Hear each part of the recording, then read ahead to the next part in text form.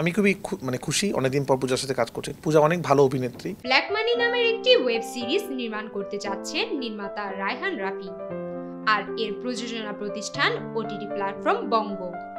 রবিবার সিরিজটির আনুষ্ঠানিক ঘোষণা এসেছে। এর আগে গত 10 সেপ্টেম্বর এনডিটিভি অনলাইন জানিয়েছিল রাফির ব্ল্যাক মানিতে নায়িকার চরিত্রে অভিনয় করবেন তানজিন তিশা। তবে রবিবারের ঘোষণায় জানা গেল ভিন্ন কথা। রাফির ব্ল্যাক মানিতে নায়িকা হচ্ছেন তানজিন তিশা। এই খবর প্রকাশ্যে আসার পর মিডিয়া পাড়ায় রাফির সঙ্গে তানজিন তিশার প্রেমের সম্পর্কের কথা ছড়িয়ে পড়ে।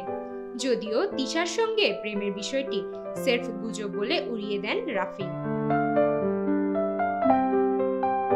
তবে নতুন খবর হচ্ছে, প্রেমের গুঞ্জনের পর তানজিন তিশার সঙ্গে সিরিজটি না করার সিদ্ধান্ত নিয়েছে এই নির্মাতা। তার জায়গায় যুক্ত হতে যাচ্ছেন চিত্রনায়িকা পূজা চেরি। বঙ্গর একটি সূত্র জানিয়েছে, তানজিন তিশার সঙ্গে মৌখিকভাবে সবকিছু চূড়ান্তই ছিল, তবে পরিচালকের চাওয়ায় এই পরিবর্তন আনা হয়েছে।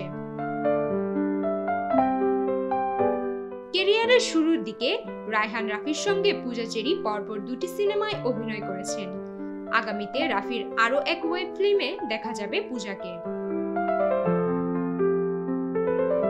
ব্ল্যাক মানি প্রসঙ্গে এর আগে গণমাধ্যমে রাফি জানিয়েছিলেন, সিরিজটি দিয়ে প্রযোজনা প্রতিষ্ঠান বঙ্গের সঙ্গে তার প্রথম কাজ হতে যাচ্ছে।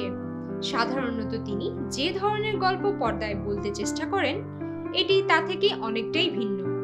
প্রতিষ্ঠানটির সঙ্গে নতুন ধরনের এরকম একটি প্রজেক্টে কাজ করতে পেরে তিনি অনেক আনন্দিত। Sumaiya Mitu, news desk, south Asian Times.